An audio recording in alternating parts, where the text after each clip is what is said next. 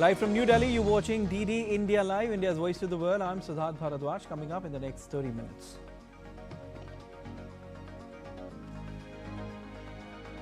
Prime Minister Narendra Modi addresses first post-budget webinar on Viksit Bharat, infrastructure, finance, reforms on agenda. Indian Navy commissioned INS Anjadip, a warship aimed at augmenting the Indian Navy's anti-submarine warfare capabilities and coastal surveillance. Third round of US-Iran talks end with no deal, but significant progress. Iranian Foreign Minister says further technical talks in less than a week in Vienna.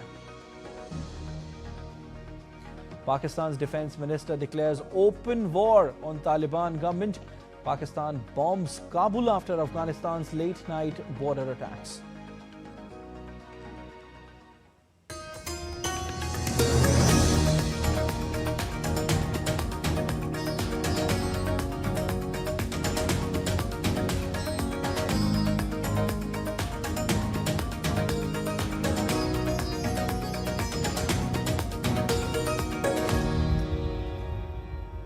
Prime Minister Narendra Modi virtually addressed the post-budget webinar on technology reforms and finance for Viksit Bharat today.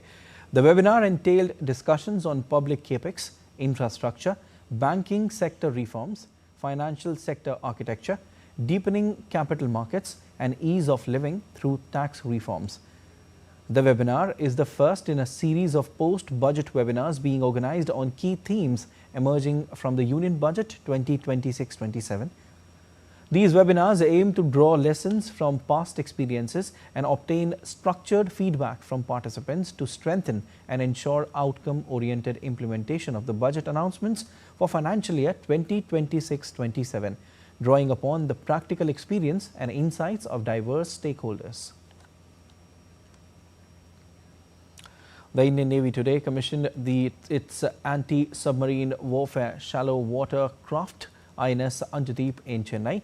The third vessel of the 8-ship anti-submarine warfare shallow water craft project was commissioned by the Chief of Naval Staff Admiral Dinesh K. Tripathi. Anjadip is a state-of-the-art vessel specifically designed to address the challenges of the littoral combat environment, the coastal and shallow waters vital for the nation's security. The vessel is engineered to act as a dolphin hunter focused on the detection, tracking and neutralization of enemy submarines in coastal areas. The induction of Anjadip significantly bolsters the Navy's capacity to safeguard India's vast maritime interests and coastal approaches, including Tamil Nadu and Puducherry area, marking another key step in transforming the Indian Navy into a formidable builder's navy.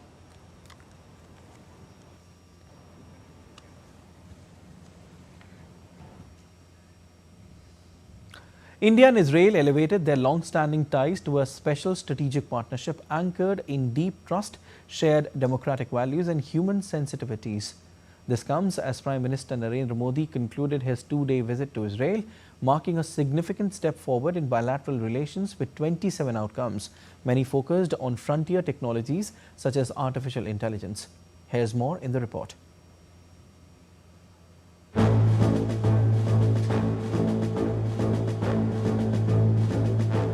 Prime Minister Narendra Modi concluded his two-day visit to Israel, marking a significant step forward in bilateral relations. On the second day of the visit, Prime Minister Modi held delegation-level talks with Israeli Prime Minister Benjamin Netanyahu.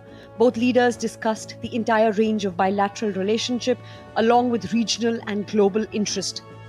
Following the talks, India and Israel signed 27 outcomes, strengthening ties across multiple sectors.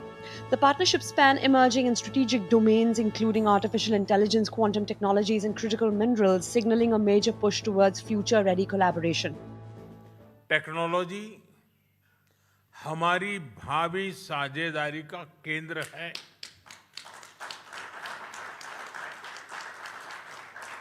आज हमने critical and emerging technology partnership स्थापित करने का निर्णय लिया है।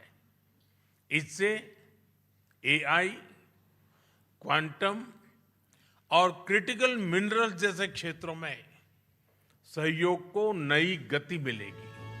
Addressing global concerns, Prime Minister Modi reiterated India's support for the Gaza peace plan, describing it as a pathway towards lasting stability.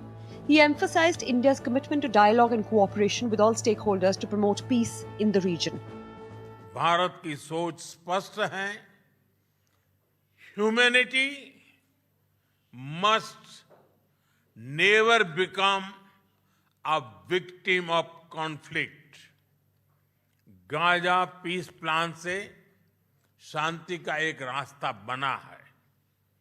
Bharat ने इन प्रयासों का पूर्ण समर्थन किया है।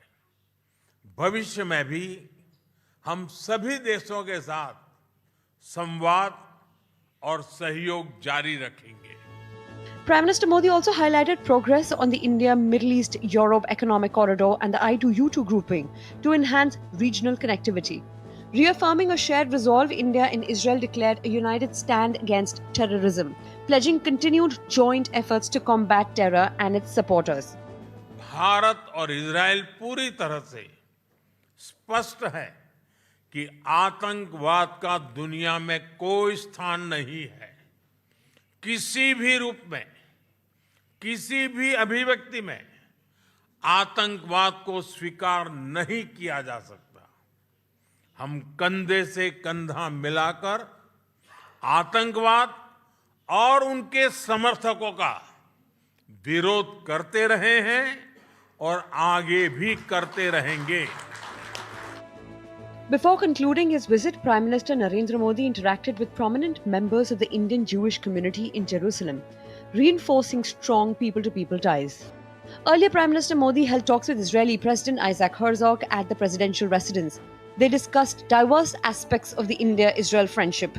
Both leaders explored avenues to further enhance cooperation in education, startups, innovation, tech, and connectivity. The two leaders also planted a tree under Ek Ped Maa Ke Naam initiative. During the visit, Prime Minister Modi also paid tribute at Yad Vashem, the World Holocaust Remembrance Center. Accompanied by Prime Minister Netanyahu, he visited the Book of Names Hall and participated in a memorial ceremony laying a wreath in honor of Holocaust victims. Prime Minister Narendra Modi's Israel visit was a historic one. From the memorable speech in the Knesset to the elevation of ties to special strategic partnership, the visit capitalizes, builds upon the enduring bonds of trust and friendship and provides a roadmap for an innovation-led future. With camera person Jaishankar, Shubhendu Ghosh for DD India in Jerusalem. Canadian Prime Minister Mark Carney will begin his 4-day visit to India from Friday at the invitation of Prime Minister Narendra Modi. This will be his first trip to India as the Prime Minister. On Friday and Saturday, he will be in India's financial capital Mumbai, where he will participate in separate business engagements, interact with Indian and Canadian CEOs, industry and financial experts, innovators, educators, as well as Canadian pension funds based in India. On Sunday and Monday, Prime Minister Carney will be in New Delhi, where the two Prime Ministers will hold delegation-level talks at Hyderabad House. Both leaders will review the progress achieved till date across diverse areas of the India-Canada strategic partnership, building on their earlier meetings in Kananaskis in June 2025 and Johannesburg in November 2025.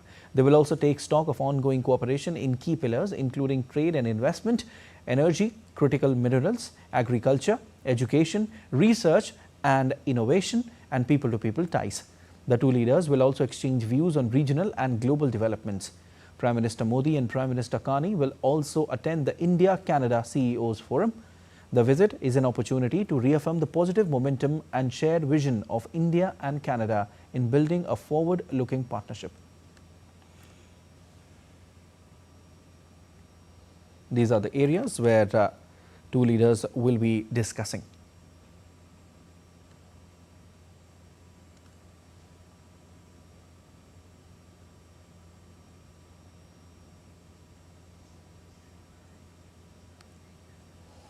The fourth meeting of the Joint Defence Cooperation Committee between India and Kenya concluded on Thursday in Nairobi, with focus on promoting collaboration in defence research and development and production. The discussions also focused on expanding service engagements, enhancing training opportunities and strengthening maritime security cooperation. During the meeting, both sides agreed to broaden the scope of service-to-service engagements, including initiating structured interactions between their respective navies.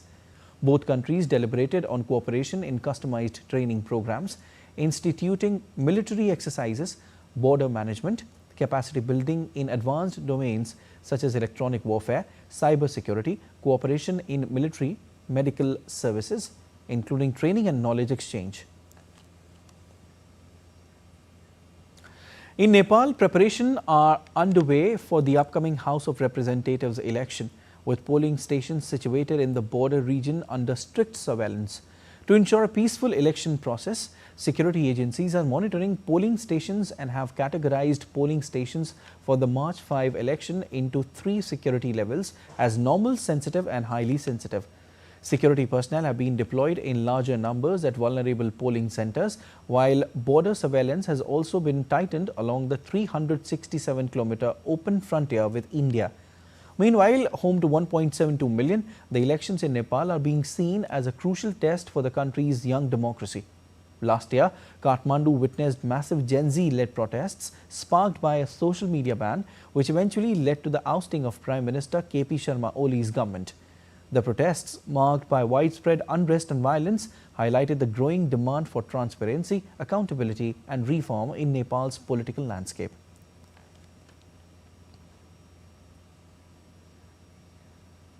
And still to come on this edition of DD India Live. AI promises solutions while bringing new environmental challenges, making responsible and sustainable AI more essential than ever. Hillary Clinton says she wants to see truth come out after finishing Epstein testimony.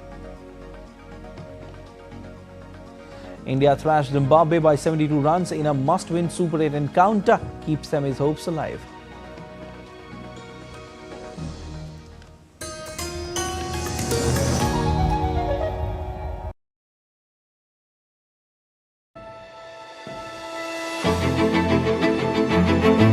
Goa, a wild nature paradise, where over a third of the state remains wild today, and every corner is full of surprises. Goa's forests evolved through the seasons. Insects and crocodiles flourish in the monsoon, butterflies in the months after the rains subside, and in the winter, the jungle transforms into a haven for birds. Oh, there's a female right next to him.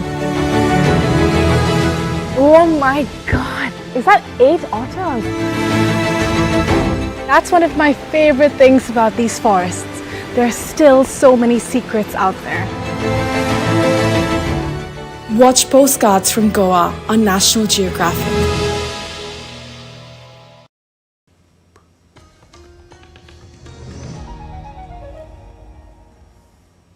You're watching DD India Live. I am Siddharth Bharatwaj.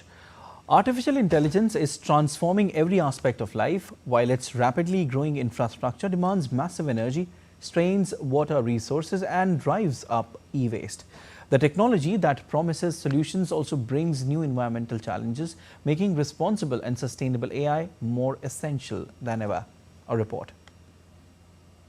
Artificial intelligence is changing the world. But a big question arises. Is the development of AI coming at the cost of the earth? AI is growing rapidly, revolutionizing healthcare, agriculture, energy, and governance. But behind it lies the infrastructure, creating a massive demand for energy. This is the biggest paradox. AI can help reduce emission, yet the machines that run it consume huge amounts of electricity. On one side, a solution, and on the other, a new crisis. AI data centers are increasing electricity demand. Cooling systems are putting pressure on water resources. A rapidly evolving graphics processing unit technology is driving up e waste. At the AI Impact Summit 2026, held in India, experts from around the world made it clear. It's no longer enough to make promises. Measurable assessments of AI's climate impact are essential. The summit's mantra was people, planet, and progress, meaning development that is better for both humans and the environment. The concept of frugal AI emerged as a solution: smaller, smarter models that consume less energy but deliver better performance. The focus will be on zero carbon data centers, AI's role in enhancing clean energy, and transparency in AI's environmental footprint. A major decision was made at the summit, the Global AI Environmental Index, which will standardize the assessment of water, carbon, and e waste. The AI of the future must not only be powerful but also responsible and sustainable, because the true purpose of technology is to make the earth a better place. What started as a simple pregnancy tracking app during the pandemic is now an AI-powered fertility revolution.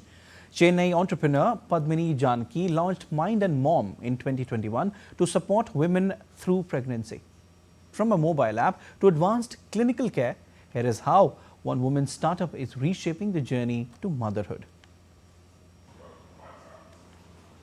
The idea of Mind and Mom began in 2019 during a work trip to Nashville. During the trip, founder Padmani Janki noticed a lack of structured support for pregnant women. That observation sparked a simple yet powerful question: could technology guide women through their most vulnerable phases? That question led to the birth of Mind and Mom. Launched during the 2021 lockdown, it began as a community app helping women track pregnancy milestones and access reliable support. It just started as a small community with a small app, and one fine day I realized it was still a very vitamin tablet. People are using it as only as part of the journey, and we wanted to be the entire journey. By 2024, that vitamin tablet evolved into an essential healthcare ecosystem. Rebranding as LIVF, the startup moved from a good to have app to a tech driven chain of fertility centers designed for millennials and Gen Z who demand transparency and science over traditional, often judgmental care. In 2024, we become an AI first, women first chain of fertility centers entirely powered by AI and technology. At the heart of LIVF is Cycle IQ, a proprietary AI engine that analyzes nearly 200 data points from hormonal markers to ultrasound scans. This tech eliminates guesswork, selecting the exact drug dosage and timing for treatment. The result is a staggering 18% increase in success rates and a massive leap in safety.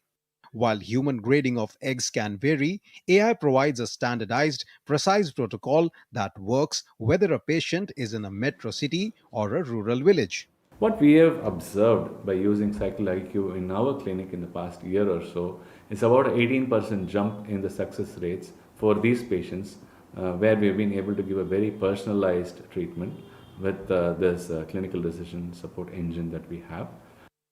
Despite the high-tech shift, the soul of the brand remains. The app still serves over 3 lakh women in English and Tamil, offering mental health and nutrition guidance. From a validation grant by the Tamil Nadu government to a multi-state AI chain, Padmini Janki is proving that when you combine a doctor's brain with AI precision, the dream of motherhood is closer than ever. Bureau Report, DD India.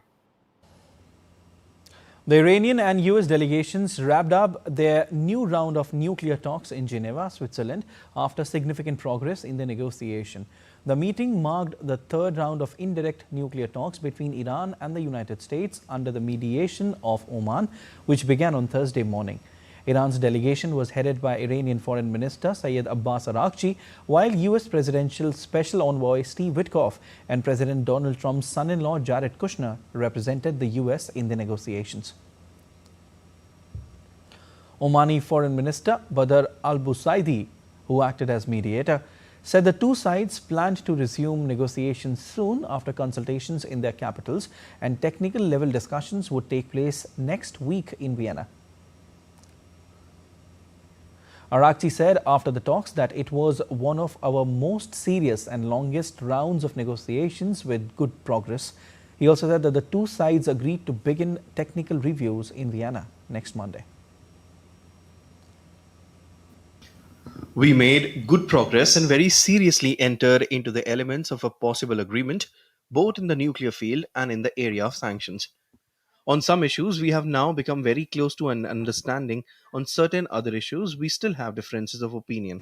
The technical teams will begin technical talks in Vienna on Monday at the International Atomic Energy Agency, and with the assistance of the agency's experts, we will try to bring some of the technical issues into a framework so that it can later be aligned with the political demands of both sides.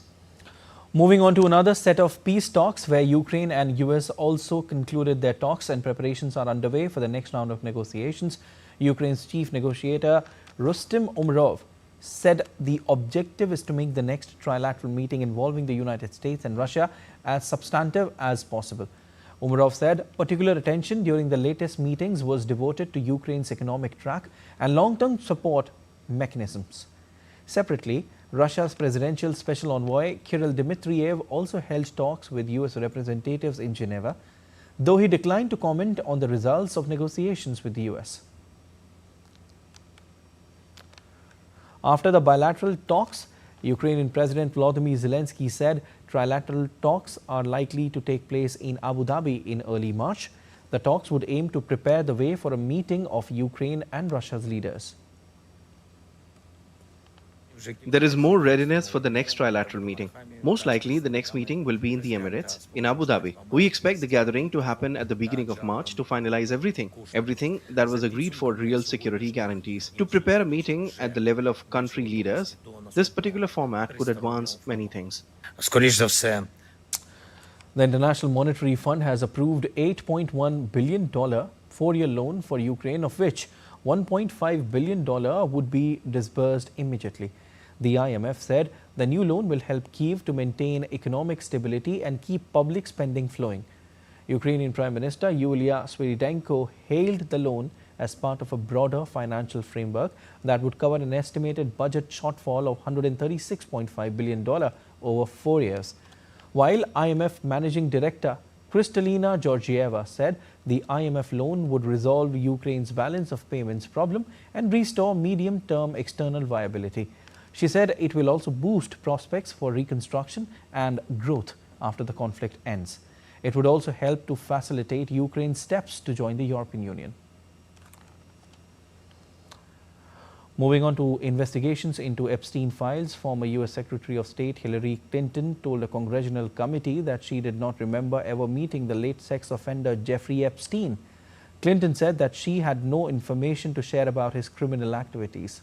She delivered a closed-door deposition to the House of Representatives Oversight Committee in New York on Thursday. Clinton characterized her knowledge of Epstein's associate Ghislaine Maxwell as casual, describing her as an acquaintance.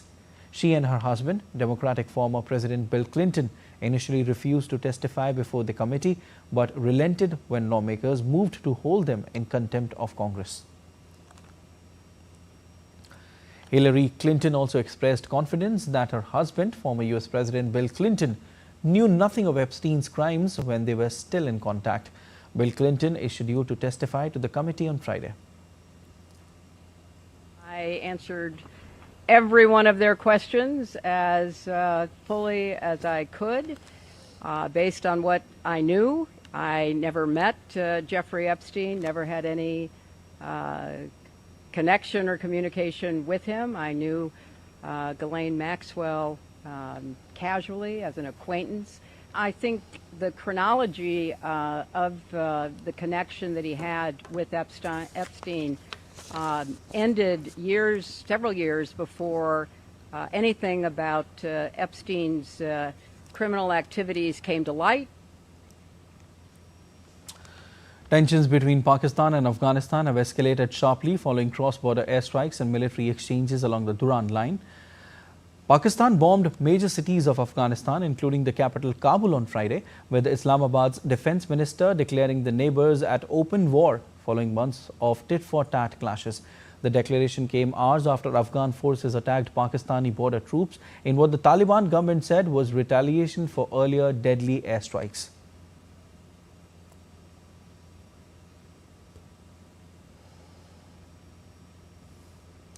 The Afghan Ministry of Defense said 8 Afghan soldiers were killed in the border clash and several civilians were injured near the Torkham crossing at a camp for returnees from Pakistan. The Taliban government confirmed the Pakistani airstrikes, though the spokesman Zabihullah Mujahid denied any casualties. Zabihullah Mujahid said that Afghan forces would carry out major offensive operations along the border in response to repeated violations by the Pakistani military. That's all for this edition of DD India Live, but let us know your thoughts on the news of the day. For those on the go, you can get all the latest news and updates from India and across the world on DD India mobile app. The app is available on both Android and iOS platforms, and you can scan the QR code on the screen now. We'll be back with more news as it breaks here on DD India. I am Siddharth Bharat from all of us in Delhi. Thanks for watching DD India Live.